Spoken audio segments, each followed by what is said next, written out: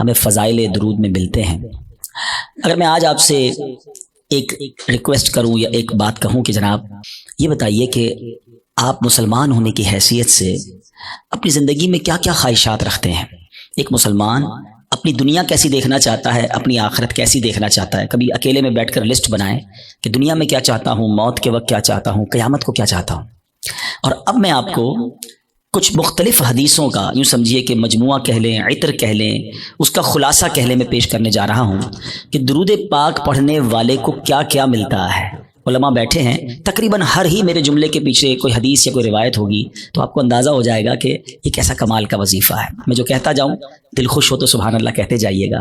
اگر آپ چاہتے ہیں کہ آپ کی روزی میں برکت ہو تو درود پاک پڑھیے۔ اگر آپ چاہتے ہیں کہ بیماریاں دور ہو جائیں تو درود پاک پڑھیے۔ آپ چاہتے ہیں آپ کی ٹینشن ریلیز ہو جائے، آپ درود پاک پڑھیے۔ آپ چاہتے ہیں ذلت و رسوائی سے بچیں تو درود پاک پڑھیے۔ آپ چاہتے ہیں آپ کی عزتوں میں اضافہ ہو جائے تو درود پاک پڑھیے۔ آپ چاہتے ہیں کہ مرتے وقت کلمہ نصیب ہو اور نبی پاک کا دیدار ہو جائے تو درود پاک پڑھیے۔ بلکہ آپ یہ چاہتے ہیں کہ قبر میں بھی نور مصطفیٰ سے میری قبر جگمگائے تو درود پاک پڑھیے۔ قیامت کے دن نبی پاک کے پرچم تلے اٹھنا چاہتے ہیں تو درود پاک پڑھیے۔ آقا کے ہاتھوں جام کوثر پینا چاہتے ہیں تو درود پاک پڑھیے۔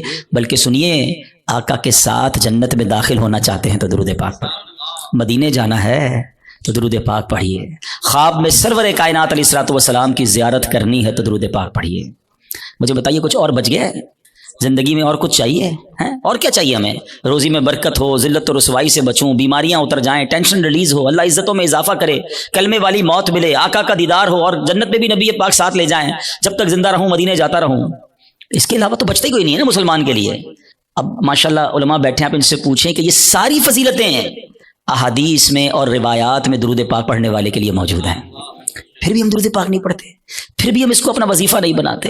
اگر درود پاک کو ہم اپنا، اس کو کہتے ہیں نا کہ چابی ہے، یہ اٹ از اے کی آف سکسیس، کامیابی کی چابی ہے، ہر پرابلم دور کرنے کی چابی ہے، تو پلیز درود پاک کو حرز جہاں بنائیے، چلتے پھرتے اٹھتے بیٹھتے جتنا ہو سکے درود پاک پڑھتے رہا کریں۔ بلکہ وہ شاعر بہت خوبصورت بات لکھتے ہیں کہ ہر درد کی دوا ہے صلی علی محمد، ہر درد کی دوا ہے صلی علی محمد، تعویذ ہر بلا ہے صلی علی محمد۔ تو ہمارا تو کام یہ ہے کہ بس کسی پرابلم میں پڑھتے رہیں انشاءاللہ، بلکہ پرابلم آنی نہیں ہے اگر آپ درود پاک کثرت سے پڑھ رہے ہوں گے۔ میرے پیارے اسلامی بھائیوں، آج جس موضوع پہ میں نے بات کرنی ہے وہ بڑا سینسٹیو اور بڑا اہم ٹاپک ہے۔ ہم نارملی اپنی زندگی میں بہت ساری چیزوں کی حفاظت کرتے ہیں، چیز جتنی قیمتی ہوتی ہے اس کی حفاظت بھی ہم اس قدر زیادہ کرتے ہیں۔ نارمل سا موبائل جیب میں ہو تو فکر نہیں ہوتی، قیمتی موبائل ہو تو بندہ ہر تھوڑی دیر بعد ہاتھ لگا رہا ہوتا ہے جیب میں، ہے نا۔ گاڑی قیمتی ہو تو بندہ لاک کر کے، بازو کا ڈرائیور کھڑا کر کے آتا ہے۔ پیسے تھوڑے سے ہوں تو جیب میں رکھتا ہے، زیادہ ہو تو لاکر میں یا بینک میں رکھتا ہے۔ جتنی چیز قیمتی ہوتی چلی جاتی ہے، ہمارا کانشیس لیول بھی، جو ہمارا حفاظت کا ذہن بھی بڑھتا چلا جاتا ہے۔ ہماری زندگی میں ہماری نیکیوں کی، ہمارے اعمال کی کتنی اہمیت ہے، کبھی ریئلائز کیا آپ نے؟ اول تو شیطان ہمیں نیکیاں کرنے نہیں دیتا، وہ چاہتا ہی نہیں ہم نیکیاں کریں، اور اگر کوئی نیکیاں کر لیتا ہے تو پھر اب اگلا وار شیطان کا یہ ہوتا ہے کہ کسی طرح اس کی نیکی برباد کرا دی جائے، اس کی نیکی ڈیلیٹ کروا دی جائے۔ ذرا اس کو ایک میں آپ کو یوں سمجھے کہ صورتحال آپ کے سامنے رکھتا ہوں، جس سے آپ کو یہ بات اور سمجھنے میں آسانی ہو جائے گی، پھر میں اپنے ٹاپک کی طرف آؤں گا۔ کہ ایک شخص تھا اور اس کے یہاں بچی کی ولادت ہوئی۔ ماں باپ کے یہاں جب بچی پیدا ہوتی ہے تو ماشاءاللہ محبت بھی لوگ کرنے والے کرتے ہیں، اور پھر اس کی پلاننگ بھی کرتے ہیں کہ بچی جب بڑی ہوگی تو میں نے اس کی خیر خواہی کرنی ہے، اس کی شادی کرنی ہے۔ تو اس شخص نے سوچا کہ کیوں نہ میں اپنی بچی کی شادی کے لیے، اس کے اچھے مستقبل کے لیے کچھ پیسے جمع کروں۔ اس نے ایک گھر میں صندوق بنایا اور روزانہ کے، مثال کے طور پہ سمجھاتا ہوں کہ روزانہ کے 100 روپے یا 200 روپے وہ اس صندوق میں ڈالنے لگا۔ اس نے کہا 20 سال میں تو پتہ نہیں کتنے پیسے ہو جائیں گے، سارے کام آسان ہو جائیں گے۔ 100 روپے 200 روپے روز ڈالتا تھا۔ کبھی کبھی جی چاہتا تھا کوئی اچھی چیز خریدے، کوئی باہر کا کھانا کھائے، مگر کہتا نہیں، بچی والے پیسے ڈالنے۔ اپنے دل کو مارتا رہا اور پیسے ڈالتا رہا۔ 20 ایئرز، 20 سال گزر گئے، صندوق بھر گیا۔ اس نے سوچا صندوق تو بھر گیا ہوگا، اب بچی بھی بڑی ہو گئی، کہا اب تو اس کی شادی کرنی ہے۔ اور اب اس والد نے اس باکس کو کھولا، سارے گھر والوں کو جمع کیا کہ آؤ میری 20 سال کی جو جمع پونجی ہے آج اس کو مل کے کاؤنٹ کرتے ہیں، ہزاروں لاکھوں روپے ہوں گے۔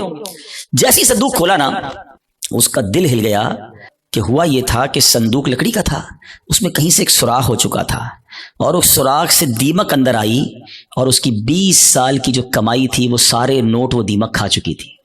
مجھے صحیح بتائیں, اپنے آپ کو اس کی جگہ رہ کر سوچیں کہ جس نے 20 سال تک اپنے پیٹ کاٹ کر, اپنی خواہشوں کو مار کر اپنی بچی کے لیے پیسے جمع کیے, اور جب 20 سال بعد اس کو خرچ کرنے کا موقع آیا, اس کو تکلیف کتنی ہوئی ہوگی کہ یار سب ختم, اب میں کہاں سے لاؤں گا. یہ تکلیف یقیناً بہت زیادہ ہے, مگر میں آج جس ٹاپک پر بات کرنا چاہتا ہوں نا, دیکھیں 20 سال بعد بھی کسی سے پیسے تو ادھار لے سکتا ہے نا, دوبارہ کما سکتا ہے, کچھ نہ کچھ سولوشن کر سکتا ہے, مگر اس شخص کی مایوسی اور اس شخص کی تکلیف کا اندازہ کیجئے کہ جو شخص زندگی بھر نمازیں پڑھتا رہا, سردی میں اٹھ کے وضو کر کے نمازیں پڑھتا رہا, رمضان میں روزے رکھتا رہا, حج بھی کیے, زکاتیں بھی دی, بہت بار شیطان نے بہکانے کی کوشش کی, وہ لڑتا رہا شیطان سے کہ نہیں میں نے گناہ نہیں کرنے, اور جب اللہ کی بارگاہ میں قیامت کے دن پیش ہو تو اسے امید ہوگی کہ میرے پاس حج ہیں, عمرے ہیں, نمازیں ہیں, سجدے ہیں, تلاوت ہے, روزے ہیں, اور جب بارگاہ الہی میں اس کے نامہ اعمال کھولے جائیں اور اس کو کہا جائے کہ جاؤ تمہارے پاس کچھ بھی نہیں ہے, نل اینڈ وائڈ, ڈیلیٹڈ, سوچئے اس دن اس کی شرمندگی حسرت کا عالم کیا ہوگا. اس دن تو کوئی چانس بھی نہیں ہوگا نا کہ دوبارہ نہیں کیا کر لے, ادھر تو دوبارہ کما سکتا ہے وہ شخص, مگر قیامت کے دن today is the time of action. Maula Ali فرماتے ہیں نا یہ وقت زندگی میں عمل کر سکتے ہو, قیامت کا دن عمل کا نہیں, جزا کا دن ہوگا, فیصلے کا دن ہوگا. تو اس دن تو آپ کو صرف فیصلہ ہی ہونا ہے. تو اب پہلے ریئلائز کر لیجئے کہ یہ کتنا بڑا معاملہ ہے کہ اگر میرے اعمال ہی برباد ہو گئے. اب ہو سکتا ہے کسی کے ذہن میں سوال آئے کہ جناب یہ کون سی بات کر رہے ہیں کہ اعمال کیسے برباد ہو سکتے ہیں, نمازیں پڑھی ہیں, روزے رکھے ہیں, کوشش کر کے یہ اعمال کیے. آج کے دور میں نیکی کرنا بھی آسان نہیں ہے, یہی تو میں سمجھانا چاہتا ہوں آج کے بیان میں کہ آج کے دور میں واقعی نیکی کرنا اتنا آسان نہیں ہے, لیکن آپ اتنی مشکل سے نیکی کر بھی رہے ہیں, مگر اس کو سنبھال رہے ہیں کہ نہیں, اس کی حفاظت کر رہے ہیں کہ نہیں, اس کے بارے میں فکر مند ہے کہ نہیں, آپ کو پتا ہے کہ چور کیسے چوری کر کے جا سکتا ہے آپ کی نیکیوں کو. یہی میرا آج کا ٹاپک ہے. اور اب آپ سوچ, دوبارہ ذہن میں سوال آ رہا ہوگا کہ بھائی بتائیں تو صحیح وہ کون سے اعمال ہیں کہ جن سے نیکیاں برباد. میں قرآن و حدیث سے آج آپ کے سامنے کچھ اعمال ایسے رکھوں گا, کچھ کام ایسے رکھوں گا کہ جس کو کرنے والے کے بارے میں فرمایا کہ اس کے اعمال برباد کر دیے جاتے ہیں. سب سے جس کو کہیں کہ اہم ترین معاملہ پتہ کیا ہے کہ انسان کا ایمان چھن جائے. جس کا ایمان چلا گیا نا, اب اس کا کوئی عمل اس کے کام نہیں آئے گا, چاہے اس کی زندگی سجدوں سے بھری ہوئی ہو, چاہے اس نے بہت نمازیں پڑھی ہوں, ساری زندگی روزے رکھے ہوں, ایمان نہیں تو کچھ بھی نہیں. اور یہ بات قرآن کہتا ہے. اللہ کا کلام کیا فرماتا ہے سنیے. رب کریم قرآن میں ارشاد فرماتا ہے وَمَن يَرْتَدِدْ مِنْكُمْ عَنْ دِينِهِ فَيَمُتْ وَهُوَ كَافِرٌ فَأُولَئِكَ حَبِطَتْ أَعْمَالُهُمْ فِي الدُّنْيَا وَالْآخِرَةِ وَأُولَئِكَ أَصْحَابُ النَّارِ هُمْ فِيهَا خَالِدُونَ. اب اس کا ترجمہ سنو. اور تم میں جو کوئی اپنے دین سے پھرے پھر کافر ہو کر مرے تو ان لوگوں کا کیا اکارت گیا, دنیا میں اور آخرت میں سب ضائع ہو گیا, اور وہ دوزخ والے ہیں, انہیں اس میں ہمیشہ رہنا ہے. ایک بات یاد رکھیے گا, یہ ہمیں بعض اوقات سمجھ نہیں آتی کہ یار بندہ مسلمان ہو کے کافر کیسے ہو سکتا ہے, ایمان والا ہو کے ایمان سے کیسے نکل سکتا ہے. یہ بات تو آپ کو پتا ہے نا کہ دنیا میں سب سے زیادہ جو تیزی سے مذہب پھیل رہا ہے وہ کون سا ہے؟ اسلام ہے. The most growing religion on earth. اس پوری کائنات میں سب سے تیزی سے الحمدللہ اسلام پھیل رہا ہے. لیکن یہ ون وے ٹریفک نہیں ہے کہ اگر کوئی مسلمان ہو سکتا ہے غیر مسلم تو مسلمان بھی اسلام سے خارج ہو سکتا ہے. ٹھیک ہے, ایک حدیث پاک سناتا ہوں تاکہ یہ بات اور کلیئر ہو جائے گی. حدیث پاک کا مضمون ہے نبی پاک علیہ الصلوۃ والسلام نے فرمایا کہ اولاد آدم مختلف طبقات میں, مختلف کیٹیگریز میں پیدا کی گئی ہے. 4 کیٹیگریز, 4 قسم بیان کی نبی پاک نے. فرمایا ایک پہلی قسم وہ ہے کہ بعض مومن پیدا ہوتے ہیں, ایمان والی زندگی گزارتے ہیں, اور ان کا خاتمہ بھی ایمان پر ہوتا ہے. ہم اللہ سے دعا کرتے ہیں کہ اللہ اس کیٹیگری میں ہمیں شامل رکھے, کیونکہ اللہ نے مسلمان ماں باپ دیے, ایمان والی زندگی دی ہے, اللہ ایمان والی موت عطا فرمایا. لیکن سیکنڈ کیٹیگری نبی پاک نے فرمایا کچھ لوگ کافر گھرانے میں پیدا ہوتے ہیں, حالت کفر پر زندہ رہتے ہیں, اور حالت کفر پر ہی ان کی موت ہوتی ہے. بہت بڑی تعداد میں ایسے لوگ ہیں جو غیر مسلموں کے یہاں پیدا ہوتے ہیں, کفر والی زندگی گزارتے ہیں, کفر پر بھی مر جاتے ہیں. تیسری کیٹیگری سنو, اللہ کے نبی فرماتے ہیں کچھ لوگ کافر پیدا ہوتے ہیں, کافروں والی زندگی گزارتے ہیں, مگر ان کا خاتمہ ایمان پر ہو جاتا ہے. ہے نا کئی لوگ جو مرنے جو دنیا میں مسلمان ہو رہے ہیں, یہ کیا ہے, کافر تھے نا, غیر مسلم تھے, کلمہ پڑھا مسلمان ہو گئے. بڑی اچھی بات ہے. مجھے ایک واقعہ یاد آ گیا. ہانگ کانگ میں دعوت اسلامی والے جو تھے وہ ہمارے مبلغین کسی مریض کی عیادت کے لیے ہاسپٹل میں گئے. دعوت اسلامی کے تو طریقہ کار میں بھی شامل ہے, ہمیں بھی جانا چاہیے, مریض کی عیادت سنت ہے. تو وہ لوگ وہاں عیادت کرنے گئے تو برابر میں بستر پر ایک 70 سال کا ہانگ کانگ میں ایک بوڑھا شخص غیر مسلم وہ بھی لیٹا ہوا تھا, علاج کروانے آیا تھا. جب وہ واپس جانے کے اس نے اشارہ کیا ذرا ادھر آئیے گا. وہ ادھر گئے تو کہا تم لوگ کون ہو؟ چہرے پہ داڑھی تھی, سر پہ امامہ تھا. کہا مسلمان ہیں. کیوں آئے تھے؟ کہا ہمارا ایک دوست ہے وہ بیمار تھا, اس کو دیکھنے آئے تھے. اچھا مسلمان کیا ہوتا ہے, اسلام کیا ہوتا ہے؟ 7 8 10 منٹ بات چیت ہوئی. اسلامی بھائیوں نے اس کو دعوت دی کہ آپ بھی مسلمان ہو جائیں. ہسپتال کے بستر پر وہ بوڑھا شخص کلمہ پڑھ کر مسلمان ہو گیا. مگر اس سے بڑھ کر جو جس کو کہتے ہیں نا ایمان افروز بات یہ تھی کہ اگلے چند گھنٹوں بعد اس کا انتقال بھی ہو گیا. یعنی اس کے مقدر میں ایمان تھا تو اسپتال کے بستر پر بھی اس تک ایمان پہنچ گیا. یہ حدیث کا جو تیسرا حصہ ہے نا، سمجھو کہ کچھ لوگ کافر گھرانے میں پیدا ہوتے ہیں یا کافر ہوتے ہیں، پیدا ہی کافر کفر پر ہوتے ہیں، پوری زندگی کفر پر گزرتی ہے، مگر ان کا خاتمہ ایمان پر ہوتا ہے. اب نبی پاک علیہ الصلوۃ والسلام نے فرمایا چوتھی کیٹیگری یہ وہ لوگ ہوتے ہیں جو مسلمان گھرانے میں پیدا ہوتے ہیں، مومن پیدا ہوتے ہیں، اسلام والی زندگی گزارتے ہیں، مگر ان کا خاتمہ کفر پر ہوتا ہے. یہ چوتھی کیٹیگری ڈرانے والی ہے. اس سے سمجھنا ہوگا کہ ہمارے پاس کوئی گارنٹی نہیں کہ میں ایمان سلامت لے کر جاؤں گا. ایک بڑی پیاری حدیث بچے بچے کو یاد ہے، انما الاعمال بالنیات، ہے نا، اعمال کا دار و مدار نیتوں پر. ایک اور حدیث ہے انما الاعمال بالخواتیم، اعمال کا دار و مدار خاتموں پر ہے. خاتمہ ٹھیک ہونا ضروری ہے. ہم اس کی تو میں سے بہت ساروں کو تو فکر ہی کوئی نہیں کہ یار اچھا اس کی بھی فکر کرنی ہے، اس پر بھی کوئی بات کرنی ہے، اس کی بھی کوئی سیکیورٹی کرنی ہے. سوچئے نا. اچھا پھر اب یہ حدیث آپ نے سن لی، قرآن کی آیت سن لی، صحابہ نے بھی سنی، اولیاء نے بھی سنی. خود نبی پاک کا ایٹیٹیوڈ کیا تھا؟ اللہ کے حبیب علیہ الصلوۃ والسلام کی بڑی مشہور دعا ہے، یا مقلب القلوب ثبت قلبی علی دینک، اے دلوں کو پھیرنے والے میرے دل کو اپنے دین پر ثابت قدمی عطا فرما. اللہ کے نبی دعا کر رہے ہیں جن کے صدقے ہمیں دین ملا ہے. ہم تو نعت میں پڑھتے ہیں نا، تیرے صدقے میں آقا سارے جہاں کو دین ملا. وہ آقا دعا کر رہے ہیں کہ اے اللہ میرے دل کو تیرے دین پر ثابت قدمی عطا فرما. ہمارا کیا حال ہونا چاہیے؟ ہمیں ہر وقت کی فکر ہونی چاہیے. اگر nobody care about it، بات بھی نہیں کرتا کوئی. اعمال کو بچانے کے لیے سب سے پہلے ایمان کو بچانا ہوگا. اچھا اب دوسرا سوال آتا ہے کہ ٹھیک ہے حضرت سمجھ آ گیا کہ ایمان کی حفاظت کی فکر کرنی چاہیے، ایمان بڑی سینسٹیو چیز ہے. اب یہ بھی بتائیے کہ ایمان چلا کس چیز سے جاتا ہے؟ ہاں یہ اہم کوسچن ہے کہ ایمان سے بندہ خارج کیسے ہو سکتا ہے. اچھا پھر شیطان ہے نا، ابھی بھی ہو سکتا ہے کسی کے ذہن میں یہ بات ڈال رہا ہوگا یار کیسی عجیب سی بات کر رہے ہیں مولانا صاحب، 50 سال کا تو ہو گیا، 60 سال کا ہو گیا، ساری زندگی کلمہ پڑھا اور اب ایمان سے بھی جا سکتا ہوں. جناب یہ بات پہلے سمجھنی ہوگی. میں آپ سے ایک سوال کرتا ہوں، 70 سال کوئی بے ایمان رہا، غیر مسلم رہا، صدق کے دل سے کلمہ پاک پڑھے، مسلمان ہو جائے گا؟ ایمان میں داخل ہو جائے گا؟ ایک جملہ ہی ہے نا. مگر دل سے کہا 70 سال کی کفر کی زندگی ایک طرف، ایمان میں آتے ہی پچھلے گناہ بھی معاف ہو جاتے ہیں. تو کیا کوئی 70 سال مسلمان رہ کر کوئی ایک جملہ ایسا کہہ دے ہیں معاذ اللہ، اللہ کی توہین کا، اللہ کے نبی کی توہین کا، اسلام کی توہین کا، جس کو کفریہ کلمات کہے جاتے ہیں، تو وہ بھی اسلام سے خارج ہو سکتا ہے. تو سب سے پہلے تو زبان کی احتیاط ہے. Think before you talk. بات کرنے سے پہلے سوچو میں کیا بول رہا ہوں، یہ کہیں اس گفتگو میں میرا ایمان تو غارت نہیں ہو جائے گا. تو آج یہ خیال ہی نہیں ہے.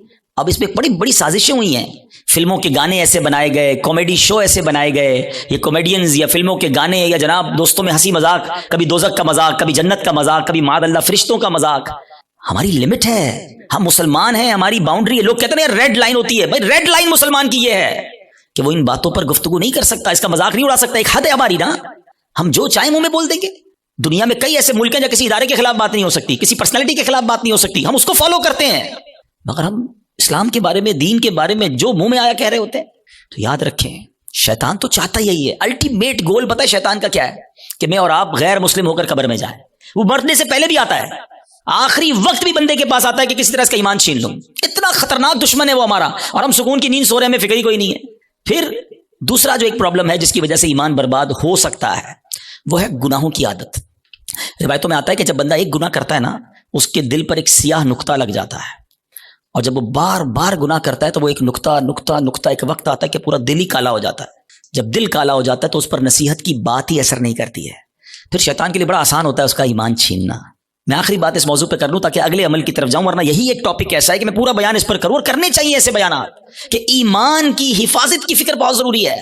کہ اب آپ غور کریں، شیطان جو ہے نا، میں نے جیسے بتایا کہ وہ ہمارا پکا دشمن ہے اور ہمیں آخری وقت میں ہمارا ایمان چھیننا چاہتا ہے. اب ایک شخص ہے جو روزانہ شیطان سے ہار جاتا ہے. شیطان صبح اٹھنے لگتا ہے، شیطان کہتا ہے نہیں فجر نہیں پڑھنی، سو جا. رضائی اوڑی اور سو گیا. صبح ہوئی نہیں اور شیطان جیت گیا. فائٹ ہوئی، شیطان جیت گیا. دوپہر ہوئی، ظہر نہیں پڑھنے دی، شیطان جیت گیا. مارکیٹ میں گیا، بے پردہ عورت گزری، شیطان نے کہا دیکھ لے، دیکھ لیا، شیطان جیت گیا. موبائل اٹھایا، حرام دیکھ لے، بری ویب سائٹ دیکھ لے، دیکھ لی، شیطان جیت گیا. کاروبار کرنے لگا، شیطان نے کہا جھوٹ بول دے، جھوٹ بولا، شیطان جیت گیا. دھوکہ دے دے، دھوکہ دیا، شیطان جیت گیا. سود کما لے، سود کا کام کیا، شیطان جیت گیا. جس سے روز شیطان جیت رہا ہے، مرنے سے پہلے والی جو فائٹ ہوگی ادھر بھی تو شیطان آئے گا نا اس کو سمجھانے کے لیے کہ ایمان درست نہیں ہے، مسلمان درست نہیں ہے، اللہ کا کلمہ مت پڑھ. جو روز شیطان کی مان رہا ہے، کہیں مرنے سے پہلے بھی مان گیا تو اس کا کیا بنے گا؟ تو روز شیطان کی ماننے والے کے بارے میں یہ ڈر ہے کہ مرنے سے پہلے اس کا ایمان چھین لیا جائے گا. اور جو روز شیطان کو ہرا رہا ہے، سردی کے دن ہے، جی چاہتا ہے نہ اٹھوں، شیطان کہتا ہے سو جا، کہتا نہیں میں رحمان کا بندہ ہوں، شیطان کا بندہ نہیں. وہ فجر ادا کرتا ہے، شیطان کو ہراتا ہے. شیطان کہتا ہے حرام دیکھ، وہ نہیں دیکھتا، شیطان کو ہراتا ہے. شیطان کہتا ہے حرام کما، بڑے پیسے اس کام میں، وہ کہتا ہے نہیں حرام مجھے نہیں چاہیے. شیطان کو ہراتا ہے، بے پردگی سے اسے بچاتا ہے. وہ لڑتا ہے شیطان سے روزانہ. یہ فائٹ ساری زندگی رہے گی، یاد رکھو. اور جو روز شیطان سے لڑ رہا ہے نا، انشاءاللہ جب مرتے وقت شیطان اس کا ایمان چھیننے آئے گا نا، وہ ادھر بھی شیطان کی نہیں مانے گا، کلمہ پڑھ کر قبر میں چلا جائے گا. ہم بھول جاتے ہیں، وہ نہیں بھولتا. ہم سوتے ہیں، وہ نہیں سوتا. وہ جاگ رہا ہے، وہ ہم پر حملے کر رہا ہے، باریک حملے کرتا ہے. تو پہلی بات آج سمجھ جاؤ کہ ایمان سلامت لے کر قبر میں جانا یہ ہمارا الٹیمیٹ ٹارگٹ ہونا چاہیے ایٹ اینی کاسٹ. اگر ایمان میرے ہاتھ میں نہیں رہا تو میں تو گیا نا. تو ہمیں اس کی فکر بھی کرنی ہے، اس کے لیے دعائیں بھی کرنی ہیں. ہماری نمازوں میں، ہماری دعاؤں میں یہ شامل ہونا چاہیے. آپ بزرگوں کی دعائیں تو پڑھیں نا، نبی پاک کی دعائیں پڑھیں. ایمان کی سلامتی کا وہاں آپ کو ذکر ملے گا، ایمان کی حفاظت کا ذکر ملے گا. ہماری دعا کیا ہے؟ یا اللہ کاروبار میں برکت دے دے، صحت میں برکت دے دے، بڑا بنگلہ مل جائے، نوکری مل جائے. میں نہیں کہتا اللہ سے مت مانگو، اللہ کے سوا کس سے مانگیں گے؟ مگر آخرت بھی تو مانگو نا. قرآنی دعاؤں کو پڑھیں، اللہم ربنا آتنا فی الدنیا حسنہ، مگر فوراً کیا ہے؟ وفی الآخرۃ حسنہ. پھر آگے وقنا عذاب النار، ہمیں عذاب جہنم سے بھی بچا.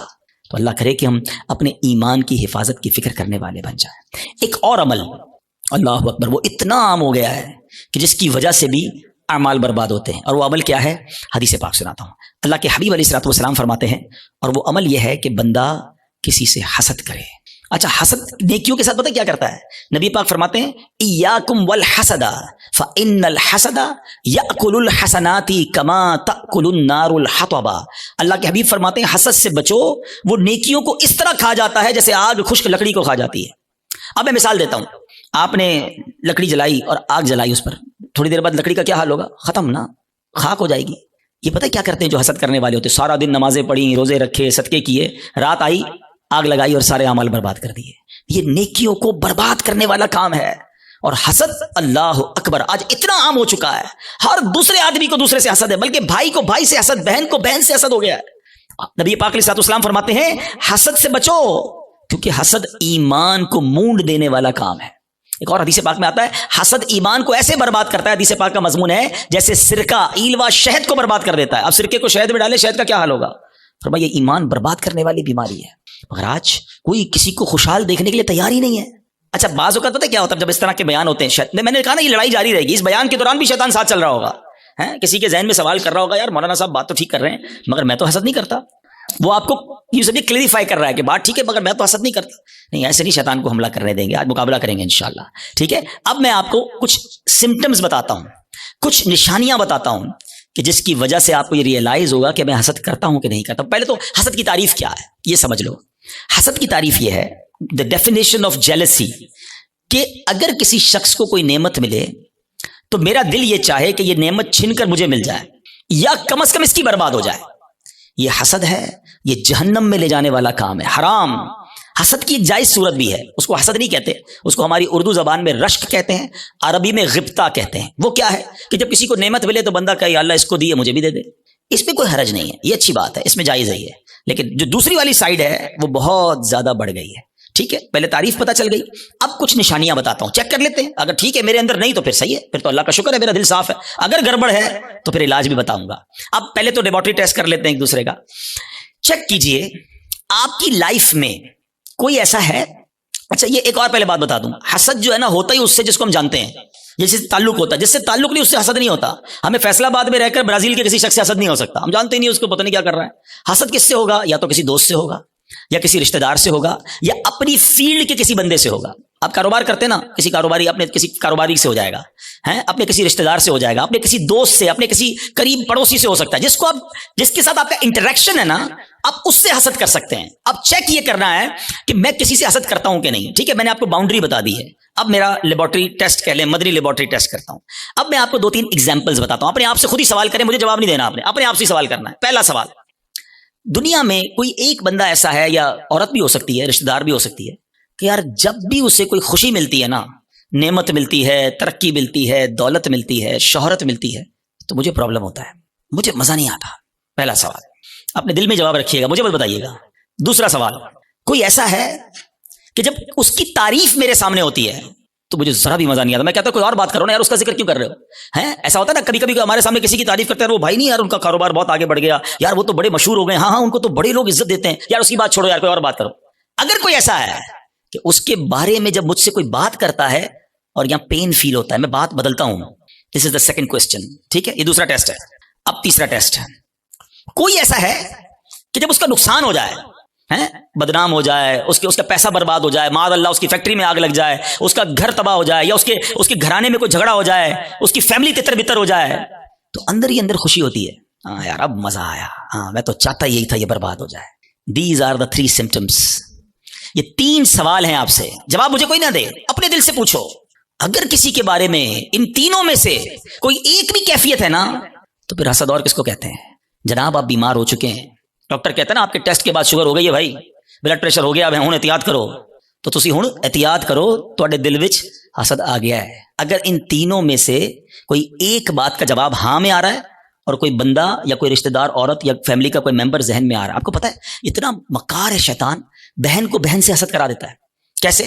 ایک بہن خوشحال ہے اپنے سسرال میں, دوسری بیچاری غریب ہے, اب اس کے دل میں ڈال دے گا یہ ترقی کر رہی ہے, میں پیچھے رہ گئی, برباد. نیکیاں اچھا جس سے حسد کر رہے ہیں نا, ہم اس کا بگاڑ کچھ نہیں سکتے. ایک اور بات سن لینا, آج حسد اتنی خطرناک بیماری ہے کہ حسد ہو گیا تو جل خود ہی رہا ہوں میں, اس کا کچھ نہیں بگڑ رہا, وہ ترقی کیے جا رہا ہے, نہ رات کو نیند آ رہی ہے, اسی کے بارے میں سوچی جا رہا ہوں, دل الگ جل رہا ہے. قیامت کی آگ تو الگ ہے, ابھی سے دل جل رہا ہے. یہ اتنی خطرناک بیماری ہے. حسد کے دنیاوی سمٹمز بتاؤں آپ کو. ہمیں بہت سارے لوگ ملتے ہیں, آ کر کان میں کہتے ہیں, کبھی پرچی دیتے ہیں, نیند نہیں آتی, سکون نہیں ہے, میں سوچتا بہت ہوں. جس کو بھی یہ پرابلم ہے نا, چیک کر لے اس نے کسی نہ کسی کا حسد پالا ہوا ہے, کیونکہ وہ ترقی کیے جا رہا ہے, تمہاری نیند اڑتی جا رہی ہے, تم سوچتے ہی اس کے بارے میں ہو. پرابلم ہوتی ہے یار, ایک اور فیکٹری, ایک اور بنگلہ لے لیا, ایک اور کوٹھی لے لی, ایک اور گاڑی لے لی. ارے بھائی لے لی تو تمہیں کیا پرابلم ہے؟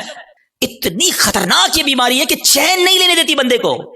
یہ سوچئے گا, یعنی اس کے دنیاوی نقصان بھی ہے نا. میں اپنی فیملی سے ڈسٹرب ہو گیا, میں اپنی لائف سے ڈسٹرب ہو گیا, کیونکہ میں نے کسی کا حسد دل میں پال لیا. یار اس کو تو میرے محلے میں کوئی نہیں جانتا تھا, آج یہ پوری دنیا میں پاپولر ہو گیا, اس کو اتنی عزت کیسے مل گئی, میں بھی تو ایک. اچھا یہ پتہ ہے صرف عام لوگوں میں نہیں, یہ علماء میں حسد ہو جاتا ہے, نعت خوانوں میں آپس میں حسد ہو جائے گا. جو جس فیلڈ کا ہوگا, ہم جس فیلڈ کے, ہمیں اپنی فیلڈ والے سے حسد ہو سکتا ہے. اچھا اس کا بیان اتنا اچھا ہو گیا, اس کی آواز اتنی اچھی ہو گئی. شیطان مردود کہ کوئی خوبصورت ہوتا ہے اس سے حسد ہو جاتا ہے. بہت ساری چیزوں سے حسد ہوتا ہے, دولت سے, شہرت سے, خوبصورتی سے, طاقت سے, اقتدار سے, کوئی بھی نعمت ملے. اچھا اب سمر ٹیسٹ ہو گیا, لیبورٹری ٹیسٹ کا رزلٹ اپنے پاس ہی رکھیے گا, ٹھیک ہے. اب خدا نہ خواستہ میرے کسی بھائی کو اگر حسد ہو گیا ہے تو اس کو کلیریفائی کرنے کا طریقہ بھی بتا دیتا ہوں, اس کا علاج بھی بتا دیتا ہوں. اس کا علاج یہ ہے کہ سب سے پہلے تو آپ یہ ریئلائز کریں کہ مجھے حسد کس سے ہوا ہے. اچھا حسد کس سے ہوا ہے اور کیوں ہوا ہے؟ کسی کے مال سے ہو جاتا ہے, کسی کی خوبصورتی سے ہو جاتا ہے, کسی کی شہرت سے ہو جاتا ہے, واٹ ایور کوئی ریزن ہوگا نا, وہ ریزن پہلے آپ ریئلائز کر لیں. پہلا طریقہ یہ ہے, پہلا علاج یہ ہے کہ آپ اللہ سے دعا کریں کہ اللہ میرے دل کو حسد سے پاک کر دے, میرے دل کو گندگی سے پاک کر دے, دل کی ساری بیماریوں سے پاک کر دے. ایک تو دعا ہے, اللہ کریم ہے, قبول فرما لے گا تو دل پاک ہو جائے گا. دوسرا دعا میں اس بندے کو بھی شامل کر لیں کہ اللہ اس کے مال میں اور برکت دے دے. اگر وہ اس کے حسن سے پرابلم ہے, اللہ اس کے حسن میں اور برکت دے دے. اس کی شہرت سے پرابلم ہے, اللہ اس کی شہرت میں اور برکت دے دے. ہاں ہے یہ تھوڑا مشکل, یہ اینٹی بائیوٹک ہے نا, علاج ہو رہا ہے نا. اب آپ جب کسی کے لیے دعا کریں گے نا کہ یا اللہ اس کے مال میں اور برکت دے دے, اور تھوڑے دنوں بعد آپ کو کوئی بندہ آ کے بتائے گا یار اس کی ایک اور فیکٹری لگ گئی, تو آپ کہیں گے میں بھی تو دعا کرتا تھا لگنی تھی فیکٹری. تیسرا طریقہ ایک اور ہے حسد سے نکلنے کا, کہ جس سے حسد ہوا ہے نا اس کو تحفہ دے. حدیث پاک کا مضمون ہے تحفہ دو محبت بڑھے گی. ہاں لیکن یہ بتا کے مت دینا کہ بھائی تیرے سے حسد ہو گیا تھا تحفہ لے کر آئے, مولانا صاحب نے کہا اور گل خراب ہو جائے گی, تو بتانا نہیں اس کو. ہاں بتانا چلے اس کو. اچھا ایک بات اور سمجھ لو آپ, جس سے حسد ہوا ہے نا اس کو کوئی پرابلم نہیں ہے, پرابلم مجھے ہے, ٹھیک مجھے ہونا ہے. اس کو تو شاید نیکیاں مل رہی ہوں گی اگر کوئی اس کے بارے میں غیبت کر رہا ہے, بدگمانیاں کر رہا ہے. ہمیں اپنا علاج کرنا ہے, میرے اعمال بڑے تھوڑے ہیں. اور شاعر کہتے ہیں نفس بدکار نے دل پر یہ قیامت توڑی, عمل نیک کیا بھی تو چھپانے نہ دیا. ایک تو نیکی ہوئی تو بچائی نہیں. تو 2 باتیں ہو گئی آج کے بیان میں, ایمان کی حفاظت اور اپنے آپ کو حسد سے بچانا ہے. ایک اور عمل بڑا خطرناک ہے اور اس کو شرک اصغر کہا گیا, اور وہ بڑا باریک ہے, شیطان کا ایسا خطرناک وار ہے کہ پتہ بھی نہیں چلنے دیتا, اور وہ ہے ریاکاری. اچھا ریاکاری کیا ہے؟ دکھلاوا.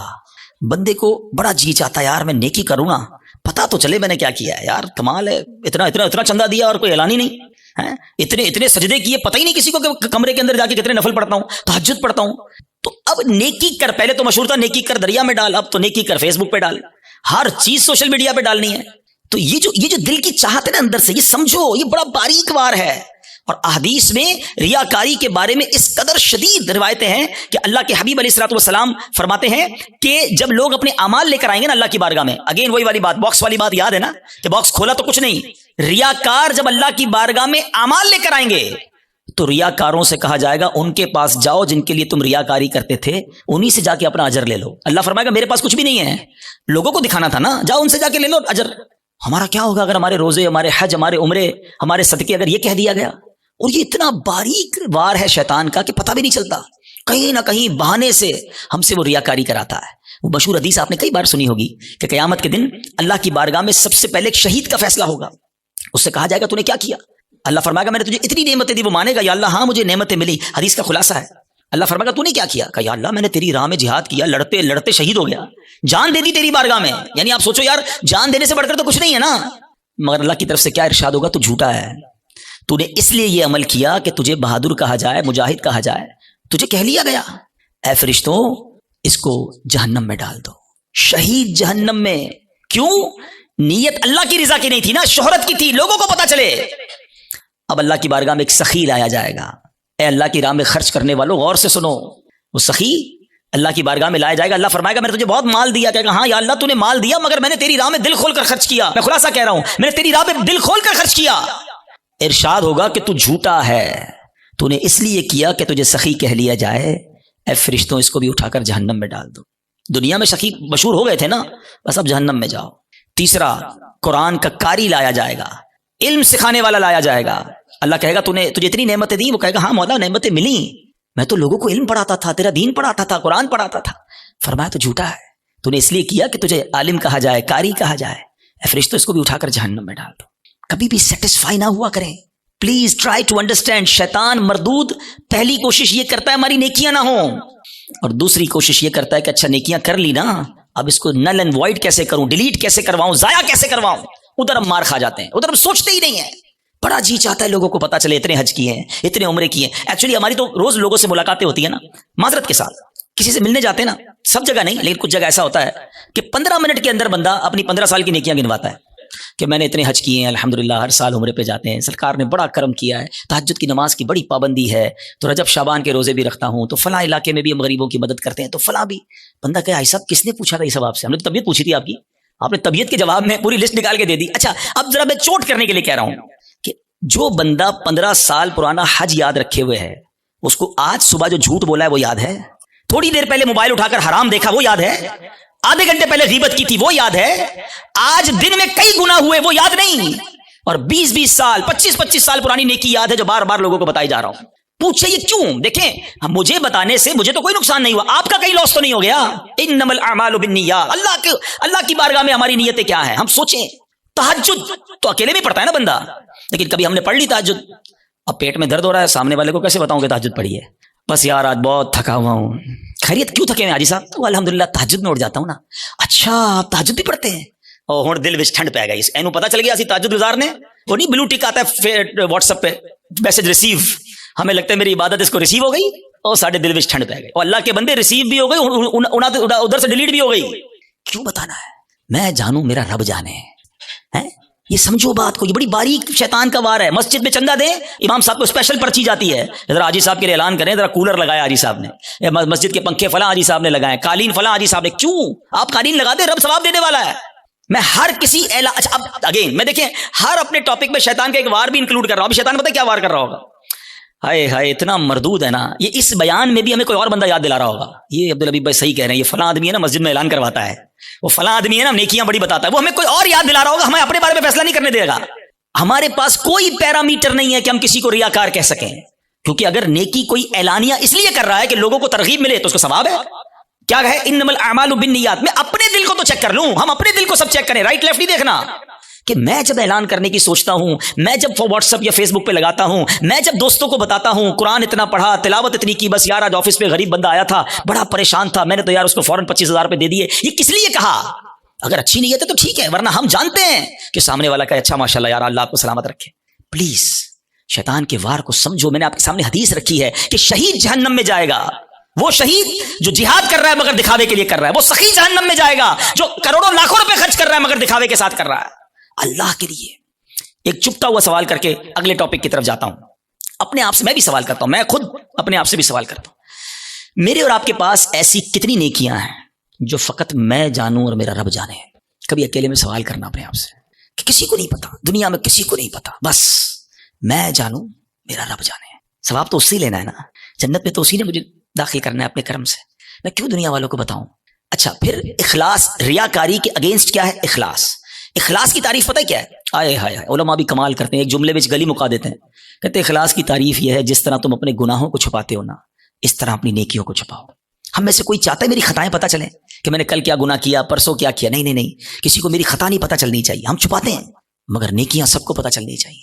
سمجھو اس وار کو شیطان کے. تیسرا عمل میں نے بتا دیا آپ کو, ریاکاری. چوتھا عمل جو اس سے ملتا جلتا ہی ہے, وہ بھی اعمال برباد کرنے والا عمل ہے, اور وہ ہے خود پسندی. انسان جو ہے نا اپنے اندر اپنے آپ کو بہت کچھ سمجھنے لگتا ہے. حدیث پاک میں آتا ہے خود پسندی 70 سال کے عمل کو برباد کر دیتی ہے. ہائے ہائے میں 70 سال نمازیں پڑھوں, 70 سال روزے رکھوں, صدقے خیرات کروں, اور ایک خود پسندی میرے سارے اعمال برباد کر دے. ایک بزرگ کے بارے میں آتا ہے, اپنے بچے کے ساتھ کہیں سفر پر جا رہے تھے, تو جب سفر پر جا رہے تھے تو سرائے خانہ آیا, رات کو سو گئے قافلے والوں کے ساتھ. باپ بیٹے اٹھے اور تہجد کی نماز پڑھی. جب تہجد پڑھی نا تو بیٹے نے ابو کو کہا, ابو یہ کیسے لوگ ہیں, سارے سوئے ہوئے ہیں, کوئی بھی نہیں اٹھا تہجد کے لیے. تو والد نے بیٹے کو بڑا کمال کا جواب دیا کہ بیٹا تو بھی سویا رہتا تو اچھا ہی تھا. سمجھائی بات؟ یہ جملہ بڑا کمال کا ہے. آپ تہجد پڑھ کر دوسروں کو حقیر سمجھنے لگے نا, اور اپنے آپ کو میں نے تہجد پڑھی, دیکھو یار یہ سب سو رہے ہیں. یہی تو خود پسندی ہے کہ اپنے آپ کو کچھ سمجھ رہے ہیں, اس کا اپنا ہی کمال سمجھ رہے ہیں, اللہ کی عطا نہیں سمجھ رہے اسے. خود پسندی نہیں آنی چاہیے. 70 سال کے عمل برباد کرنے والا میں نے عمل آپ کے سامنے رکھا ہے. اب میں آخری بات, ایسے بہت سارے اعمال ہیں لیکن ظاہر ایک بیان میں سارے تو نہیں ڈسکس کر سکوں گا نا. میں کوشش کروں گا یا کوشش کر رہا ہوں کہ وہ اعمال زیادہ ڈسکس کروں جو بہت زیادہ پینیٹریٹ کر گئے, وہ ہمارے درمیان آ چکے ہیں اور ہماری نیکیاں برباد ہو رہی ہیں. اس سے try to understand, try to secure your good deeds. اچھے اعمال کو بچانے کی فکر کرو نا, ہے ہی تھوڑے, اور وہ بھی برباد ہو گئے تو بنے گا کیا میرا. اور اب وہ کیا ہے, وہ قرآن کہتا ہے, وہ کیا ہے؟ قرآن کہتا ہے یا ایھا الذین آمنوا لا تبطلوا صدقاتکم بالمن والاذی. اے ایمان والو اپنے صدقے باطل نہ کرو احسان جتا کر اور تکلیف دے کر. یہ بھی بہت بڑا مسئلہ ہے. اول تو کسی کے ساتھ بھلائی کرنی نہیں ہے, اور بھلائی کر لی اب ساری زندگی اسے احسان جتانا ہے. یاد ہے نا میں نے نوکری دلائی تھی, بھول تو نہیں گیا؟ چپل پہن کر آیا تھا میرے پاس, اب گاڑی والا ہو گیا, بھول تو نہیں گیا میرا احسان؟ تیری بہن کی شادی تھی, میں نے اس کا جہیز دلوایا تھا, بڑا آدمی ہو گیا لیکن یاد ہے نا میں نے تیرے کو لون دلوایا تھا. توبہ توبہ توبہ. سوچو کبھی زندگی میں احسان جتانے والے مت بننا. میری اور آپ کی اوقات کیا ہے؟ اگر میں نے کسی کے ساتھ بھلا کیا, میں نے اللہ کی راہ میں خرچ کیا تو یہ رب نے دیا نا. میں خدا کی قسم کئی بار یہ بیانات میں جملہ کہا ہے کہ یار جب بھی اللہ کی راہ میں دو نا, کسی غریب کی مدد کرو, کسی صدقے کی جگہ پر دو, مسجد میں دو, واٹ ایور, اللہ کی راہ میں خرچ کر کے اللہ کی بارگاہ میں ایک سجدہ بھی کیا کرو. اللہ تیری مہربانی, تو نے دینے والا بنایا, مجھے مانگنے والا نہیں بنایا ہے. آج میرا کوئی ملازم, میرا کوئی غریب رشتہ دار میرے دروازے پر آ کر کہے کہ بھائی جان میری بچی کی شادی ہے اور مجھے فرنیچر چاہیے, ہم احسان جتائیں گے؟ سوچو میں بھی کسی کے دروازے پر کھڑا ہو سکتا تھا, مجھے آج اللہ نے دیا ہے نا, اگر نہ دیا ہوتا تو میں بھی اپنی بچی کی شادی کے لیے کسی کے دروازے پر کھڑا ہوتا, میں بھی کسی دوست کے پاس جاتا کہ ماں ہاسپٹل میں اور علاج کے پیسے نہیں ہیں. یہ صرف میرے رب کی مہربانی ہے کہ لوگ میرے پاس آ رہے ہیں اور میں انہیں دے کر جتاؤں گا. نہ کرو ایسا, اللہ کے لیے مدد کیا کرو, اللہ کا شکر بھی ادا کیا کرو. یہ سارا صدقہ ضائع ہو جائے گا. آپ مسجد میں دے کر, مدرسے میں دے کر, دینی کاموں میں دے کر رسید بھی لے لیں, مگر رسید تو رہ جائے گی, ثواب چلا گیا. اگر آپ کی نیت دکھاوے کی ہے, آپ کی نیت اللہ کی رضا کی نہیں ہے, اس صدقے باطل ہو جائیں گے. قرآن کہتا ہے نا. میں جب بھی یہ بات بیان کرتا ہوں مجھے ایک واقعہ یاد آ جاتا ہے کہ ایک بار میں بزنس مین ہے, ان کے گھر گیا, کافی بڑا ان کا بنگلو ہے. ہم بیٹھے تھے تو ان کا ملازم چائے لے کر آیا. جیسی ملازم آیا نا چائے لے کر, تو اس شخص نے پتہ کیا کیا, کہتا ہے یہ میرا ملازم ہے, میں نے اس کو گھر بنا کے دیا ہے, اس کی بچی کی شادی کرائی ہے. آپ یقین کریں میں اتنا اندر ہی اندر شرمندہ ہو گیا کہ یار یہ کیوں یہ باتیں مجھے بتا رہا ہے, اس بندے کا کیا حال ہو رہا ہوگا, اور وہ ملازم دل میں کتنا رو رہا ہوگا کہ یار صاحب نے ایک بار میری مدد کی ہے, ہر مہمان کو سناتے ہیں. یہ کیوں کرتے ہیں ہم؟ آپ نے کر دیا ٹھیک ہے, آپ دوسروں کو بتا کر اسے ذلیل کریں گے. یہی تو قرآن کہہ رہا ہے کہ اے ایمان والو اپنے صدقے باطل نہ کرو, احسان جتا کر, ایذا پہنچا کر. ہم تکلیف پہنچاتے ہیں بعض اوقات, مدد بھی کرتے ہیں اور اس کو اتنے تانے دیتے ہیں کہ بیچارہ شرم سے پانی ہو جاتا ہے, غریب ہے کر کچھ نہیں سکتا. یہ کبھی بھی اپنے اندر عادت نہیں ہونی چاہیے. بلکہ سچی بات بتاؤں, ہمیں تو یہ بھی نہیں امید ہونی چاہیے کہ یار میں کسی کو صدقہ دوں تو یہ میرے لیے دعا کرے, میرا نام لے کے دعا. ہم پتہ ہے کہ عمرے پہ بھیجتے ہیں کسی کو, جاؤ عمرے پہ جانا, ہر چکر میں میرے لیے دعا کرنا. ہم تو 7 فیس بھی رکھتے ہیں, اتنے عمرے کرنا, امی کے نام پہ کرنا, ابا کا. اور یار آپ کچھ بھی نہ بولو اس کو, وہ جا رہا ہے قدم قدم پر ثواب آپ کو مل رہا ہے. آپ کو بولنے کی ضرورت کیا, میرا رب سب جانتا ہے نا. اللہ جانتا ہے کہ نیت کدھر کی ہے. حضرت عائشہ صدیقہ رضی اللہ تعالیٰ عنہا, حضرت ام سلمہ رضی اللہ تعالیٰ عنہا, امہات المومنین ہے نا, کیا شاندار انداز ہوتا تھا. آپ اپنے غلام کو پیسے دیتی, فرماتی جاؤ کسی غریب کو دے آؤ, اور دیکھو غریب سے ہمارے لیے دعا نہ کرانا, اور اگر وہ ہمارے لیے کوئی دعا کر دینا تو وہ دعا نوٹ کر کے آنا.